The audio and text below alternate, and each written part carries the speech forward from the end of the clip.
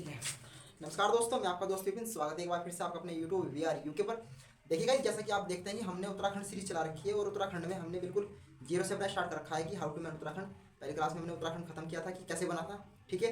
दूसरी क्लास में हमने किया था उत्तराखंड के राज्य चिन्ह, जिसमें हमने राज्य का जो प्रतीक चिन्ह था, जो कि लोगो था कि उत्तराखंड शासन, ठीक है। मैंने आपको बताया था किस प्रकार से क्या क्या चीज़ उसके अंदर है, किस प्रकार का डिजाइन है, किसने दिया और उसके अंदर क्या क्या चीज़ें हैं। सत्यमेव जयते कहाँ से लिया गया, किस भाषा में है, उत्तराखंड में जो महत्वपूर्ण नदियाँ हैं वो किस प्रकार से दर्शाई गई हैं, ठीक है जी। तो उसी टॉपिक को थोड़ा आगे बढ़ाते हुए मैं आज आपके लिए लेकर आया हूँ राज्य पशु, ठीक है। एक एक के बारे में बारीकी से बात करते चलेंगे, तो एक एक लेकर चलते हैं। आज देखते हैं राज्य पशु, ठीक है। चलिए करते हैं शुरू। सबसे पहले मैं एक छोटा सा लोगो तैयार करता हूँ उसके लिए कि किस प्रकार से आपको समझ में आ जाए, ठीक है जी। तो राज्य पशु सबसे पहले है क्या, राज्य पशु क्या है हमारे उत्तराखंड का, ठीक है। उत्तराखंड की बात कर रहे हैं क्योंकि। तो राज्य पशु जैसे कि आप देख पा रहे हैं यहाँ पर कस्तूरी मृग, कस्तूरी मृग,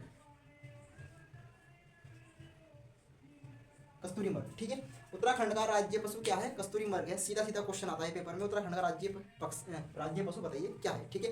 पक्षी की अलग बात करेंगे और तितली की अलग बात करेंगे, हर चीज़ की बात करते चलेंगे पॉइंट टू पॉइंट, छोटी छोटी वीडियो के साथ, ठीक है, ताकि अच्छे से समझ में आता रहे। तो राज्य पशु कस्तूरी मृग, ठीक है जी। अगर मैं बात करूँ कि इसका भोजन क्या है, कि ये खाता क्या है, ठीक है, एक एक चीज़ को लेते चलेंगे, सब चीज़ों के बारे में बात करते चलेंगे। इसका पसंदीदा भोजन, जैसे कि पक्षी का भोजन है, मोनाल का भोजन है, उसी प्रकार से इसका पसंदीदा भोजन क्या है, ठीक है। तो झाड़ी नुमा, झाड़ी नुमा केदार पाती, केदार पाती, राइट। झाड़ी नुमा केदार पाती इसका पसंदीदा भोजन है, जो कि ये अच्छे चाव से खाता है, राइट। इतनी बातें क्लियर है आपको। अब बात आती है कि कस्तूरी मृग यानी कि आपका जो राज्य पशु है वह कहाँ पाया जाता है और कितनी हाइट पर पाया जाता है, क्योंकि आपको मैदानी क्षेत्र में तो मिलने वाला है नहीं, राइट। इतनी सी बात। तो कहाँ मिलेगा, पहाड़ी क्षेत्र में। और पहाड़ी क्षेत्र में कहाँ पर, लगभग मध्य हिमालय में, बाह्य के नीचे और शिवालिक से ऊपर मध्य हिमालय में आपको देखने को मिलेंगे आपका कस्तूरी मृग, ठीक है। तो पहले इसकी हाइट लिख लेते हैं कितनी लगभग। तो अगर आपने देखा हो कि 3600 मीटर से लेकर 4400 मीटर, ठीक है, उसके मध्य में आपका एक हिमालय पड़ता है। हिमालय के 4 भाग होते हैं, मैंने आपको बताया था, ट्रांस हिमालय, महान हिमालय, मध्य हिमालय और शिवालिक, ठीक है। तो 3600 से लेकर 4400 मीटर, 3600 से लेकर 4400 मीटर के मध्य में आपको एक हिमालय देखने को मिलेगा, मध्य हिमालय, राइट, यानी कि मध्य हिमालय, मध्य हिमालय, ठीक है। 3600 से 4400 मीटर के बीच आपका मध्य हिमालय स्टार्टिंग है, राइट। वहीं पर आपको देखने को मिल जाएंगे कस्तूरी मृग। इतनी बात कॉमन है। चलिए थोड़ा आगे बढ़ते हैं। अब बात आती है कि इसकी लगभग कितनी प्रजातियां हैं उत्तराखंड के अंदर, कितनी प्रजातियां इसकी पाई जाती हैं, या कह सकता हूँ कि कस्तूरी मृग की कितनी प्रजातियां होती हैं, राइट। और उत्तराखंड के अंदर कौन सी प्रजाति निवास करती है। तो लगभग इसकी 4 प्रजाति होती है, 4 प्रजाति, 4 प्रजाति होती है। और ये क्या होते हैं, स्तनधारी होती है, यानी कि बच्चे पैदा करते हैं। स्तनधारी, स्तनधारी, राइट, स्तनधारी होते हैं और 4 प्रजातियां इसकी पाई जाती हैं। अब बात आती है इसका वैज्ञानिक नाम, इसका वैज्ञानिक नाम बहुत पूछा जाता है, ठीक है जी।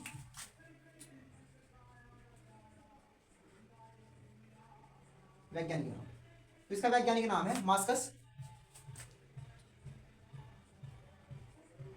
मास्कस काइसोगास्टर, मास्कस काइसोगास्टर इसका वैज्ञानिक नाम है। 4 प्रजातियां हैं इसकी टोटल, और ये स्तनधारी होते हैं, यानी कि बच्चे पैदा करते हैं, ठीक है जी। इतनी बात क्लियर है आपको।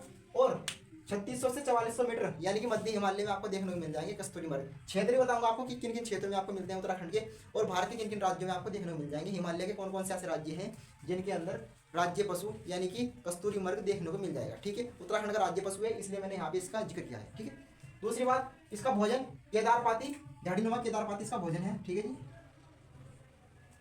इतनी बात कॉमन है। अब बात आती है कि इसका एक अन्य नाम भी है, यानी कि देखो वैसे हम बोल रहे हैं इसको कस्तूरी मृग। उत्तराखंड के अंदर टोटल तो इससे एक मैदानी और एक पहाड़ी, ठीक है। तो मैदानी क्षेत्र में हम क्या बोल रहे हैं, कस्तूरी मृग। लेकिन पहाड़ों में, हिमालय में इसको अन्य नाम से बोला जाता है। अन्य नाम क्या है इसका, Himalayan musk deer, musk deer, right. Himalayan musk deer इसका हिमालय में नाम बोला जाता है, या इसका अन्य नाम हिमालयन मस्क डियर है, ठीक है जी। अगर मैं बात करूं इसके कलर की, इसका कलर कैसा होता है, रंग कैसा होता है, ठीक है। तो ब्राउन कलर का ये होता है, ब्राउन, ब्राउन यानी कि, ब्राउन यानी कि भूरा, व्हाइट नहीं भूरा, ब्राउन, ब्राउन कलर इसका होता है देखने में, अगर पहचान करनी हो आपको तो ब्राउन कलर ये आपको देखने में मिल जाएगा। ठीक है, इसकी अगर मैं आयु की बात करूं, उम्र, इसकी औसतन आयु कितनी होती है? औसतन आयु, औसतन आयु तो 20 वर्ष, लगभग 20 साल तक ये जीवित रह सकता है। ठीक है, या इसकी मैक्सिमम आयु कितनी होती है? 20 वर्ष, राइट। अब बात करते हैं इसके परिवार की, कुल की। ठीक है, तो इसका जो परिवार है मोसिडे, मोसिडेस का परिवार है। ठीक है, उत्तराखंड में प्रजाति, प्रजाति उत्तराखंड में जो प्रजाति पाई जाती है इसकी वो है मास्कस मासिक फसस। ठीक है जी, और अगर मैं इसकी कुल की बात करूं तो कुल इसका अग्यूलेटा, अग्यूलेटा इसका कुल है। उत्तराखंड में जो प्रजाति पाई जाती है वो पाई जाती है मास्कस मासिक फसस के नाम से पाई जाती है। ठीक है जी, परिवार है इसका मोडी से। इतनी बात आपको समझ में आ रही होगी। ठीक है जी, वो यहाँ पे थोड़ा मिस्टेक हो गया था। अब लीजिए आप इसका स्क्रीनशॉट।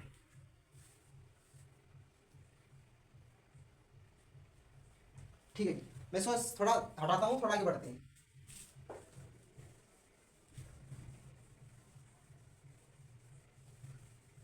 देखिए एक ही चीज को बारीकी से लेकर चल रहे हैं, जहाँ पे त्रुटि होगी वो मैं आपको समझाता रहूंगा, जहाँ पे गलती होगी थोड़ी बहुत। बाकी सब कुछ एग्जाम में आने लायक है, सब कुछ पूछा गया है, इसलिए यहाँ पे जिक्र किया जा रहा है। कस्तूरी,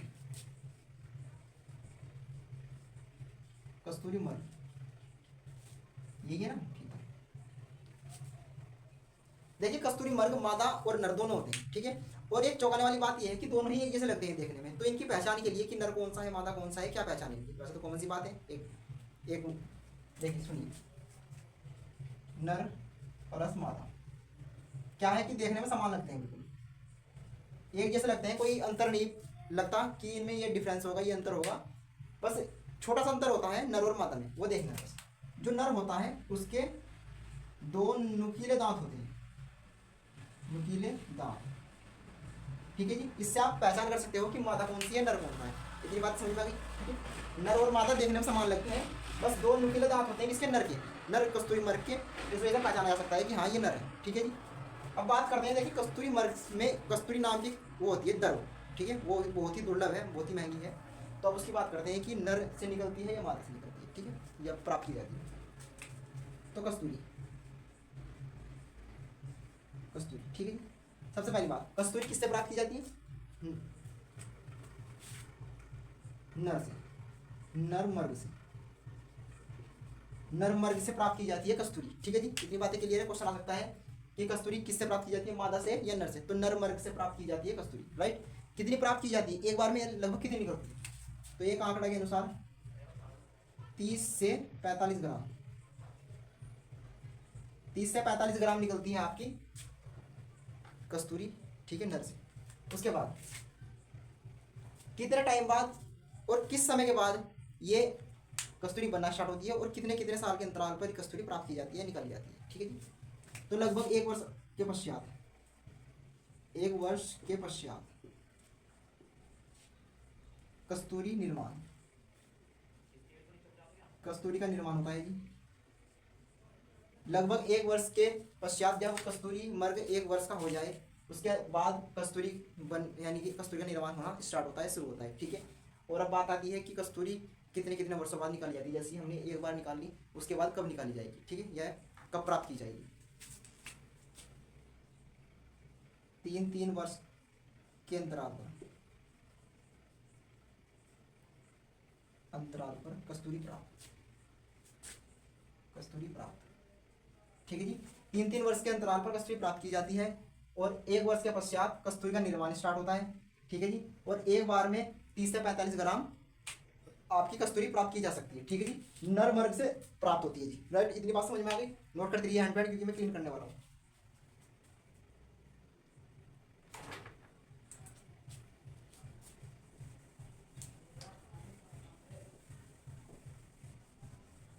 देखिए जो आपकी कस्तूरी होती है वो औषधि के रूप में प्राप्त की जाती है। ठीक है, यानी कि औषधि के रूप में भी उपयोग की जाती है, औषधि के रूप में उपयोग। ठीक है, औषधि के रूप में उपयोग यानी कि कोई बीमारी ऐसी जिसमें ये लाभदायक होती है। ठीक है, तो कौन कौन सी बीमारी हो सकती है? जैसे कि दमा, दमा हो जाता है, टाइफाइड,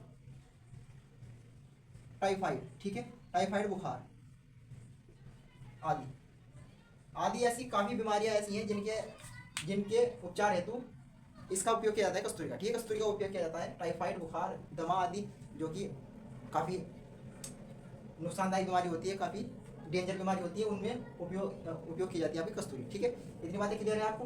अब बात करते हैं कि कस्तूरी मर्ग, जो आपका कस्तूरी मर्ग है, राज्य पशु है, वो कहाँ कहाँ पाया जाता है। राइट, इतनी बातें आपको समझनी चाहिए, क्वेश्चन आ सकता है। ठीक है, तो कस्तूरी मर्ग,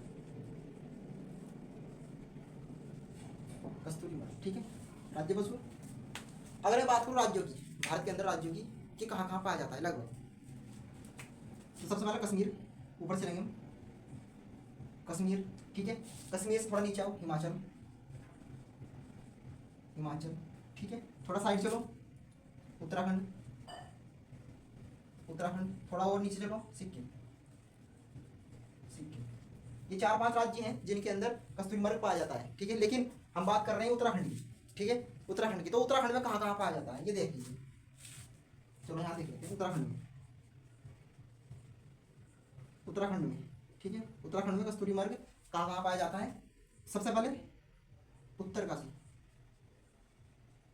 उत्तरकाशी में आपके कस्तूरी मर्ग पाए जाते हैं। ठीक है, उसके बाद केदारनाथ, केदारनाथ कौन से जिले में जी, यानी कि रुद्रप्रयाग में।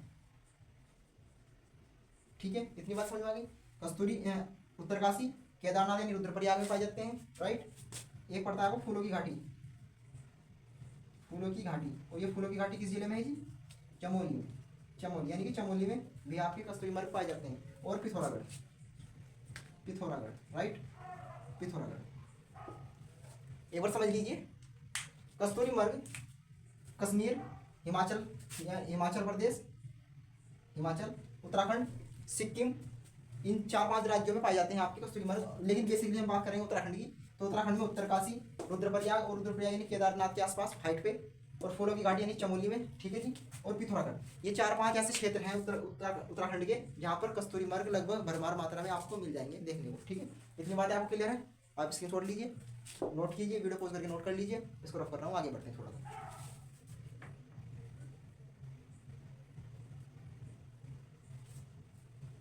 चलिए थोड़ा आगे बढ़ते हैं। देखिए, बातें सारी डिटेल से बताई जा रही है आपको, इसमें कोई ये नहीं है कि ऐसा कोई सी चीज़ें नहीं है जो एग्जाम के अंदर ना आई हो, सारी चीज़ें आपसे एग्जाम में पूछी गई। ठीक है, 1952 में क्या हुआ, 1952 में देखिए क्या है कि कस्तूरी मर्ग जो आपका एक दुर्लभ प्रजाति है। ठीक है, दुर्लभ प्रजाति है, तो ये क्या है कि एक गायब होने के कगार पर पहुंच चुकी है, तो इसके संरक्षण हेतु कुछ चीज़ें की गई है, कुछ व्यवस्था की गई है। ठीक है, तो उनके बारे में देख लेते हैं। 1952 में इसको क्या किया गया, सुरक्षा जीव, संरक्षित जीव श्रेणी में रखा गया। ठीक है जी, रखा गया।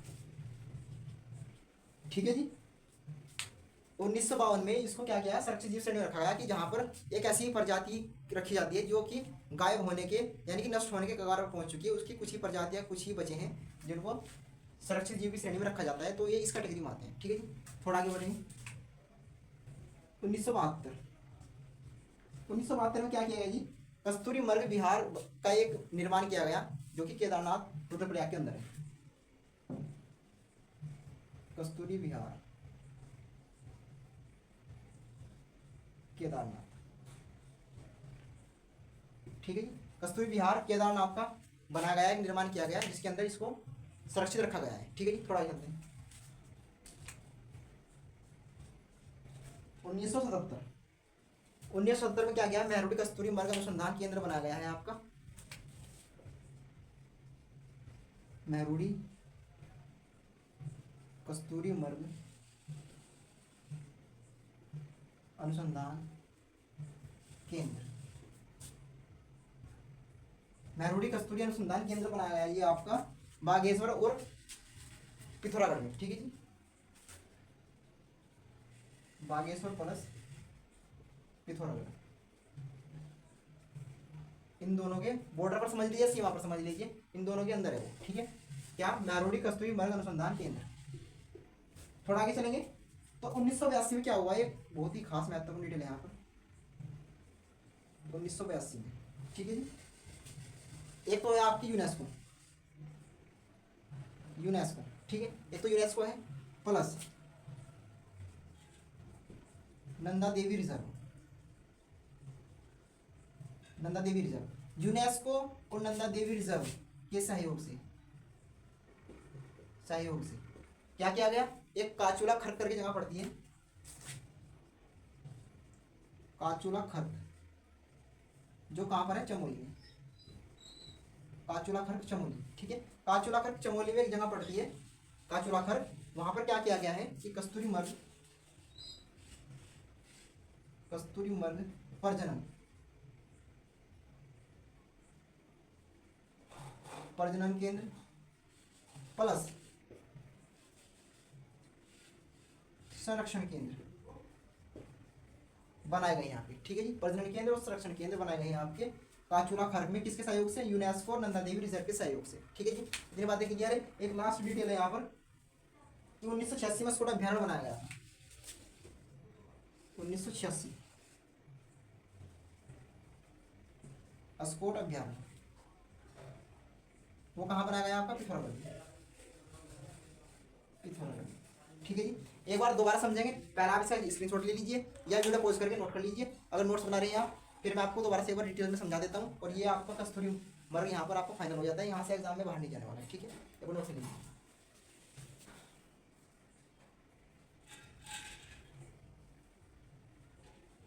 ठीक है जी, देखिए कस्तूरी मर्ग 1952 में संरक्षित जीव श्रेणी में इसको रखा गया क्योंकि ये दुर्लभ प्रजाति है, खत्म होने के कगार पर पहुंच चुकी है, बिल्कुल कुछ ही बचे हैं बस, दुर्लभ प्रजाति का मतलब जो कहीं कहीं देखने को मिलते हो। उसके बाद 1952 में 72 में कस्तूरी मर्ग बिहार के, कस्तूरी मर्ग, कस्तूरी मर्ग बिहार केंद्र बनाया गया आपका केदारनाथ के अंदर, जो कहाँ पड़ता है, रुद्रप्रयाग में, रुद्रप्रयाग में, ठीक है जी, इतनी बात क्लियर है। 1970 में मैरूडी कस्तूरी मर्ग अनुसंधान केंद्र बनाया गया आपका बागेश्वर और पिथौरागढ़ बॉर्डर पर, ठीक है जी, ये सीमा पर। फिर 1982 में UNESCO plus Nanda Devi reserve के सहयोग से काचूला खर्क, जो कि चमोली के अंदर पड़ती है एक जगह, वहां पर कस्तूरी मर्ग प्रजनन केंद्र और संरक्षण केंद्र बनाए गए हैं, ठीक है जी, दोनों ही एक साथ। और 1986 में स्कोट अभ्यारण्य बनाया गया आपका पिथौरागढ़ के अंदर, ठीक है जी। तो इतनी बातें हैं आपके कस्तूरी मर्ग राज्य पशु के बारे में। अगली वीडियो में हम देखने वाले हैं राज्य पक्षी और अन्य टॉपिक के साथ मिलने वाले हैं नेक्स्ट वीडियो में आपसे। तब तक के लिए आप इसको अच्छे से नोट कीजिए, नेक्स्ट वीडियो में आपको कुछ पूछने वाला हूँ तो आप कमेंट करके बता सकते हैं। तब तक के लिए देखते रहिए हमारा यूट्यूब चैनल। वीडियो अच्छी लगी हो तो वीडियो को लाइक कीजिएगा, शेयर कीजिएगा और कमेंट करना ना भूलें। अगर चैनल पर नहीं हो तो चैनल को सब्सक्राइब कर दीजिए प्लीज़। तब तक के लिए धन्यवाद।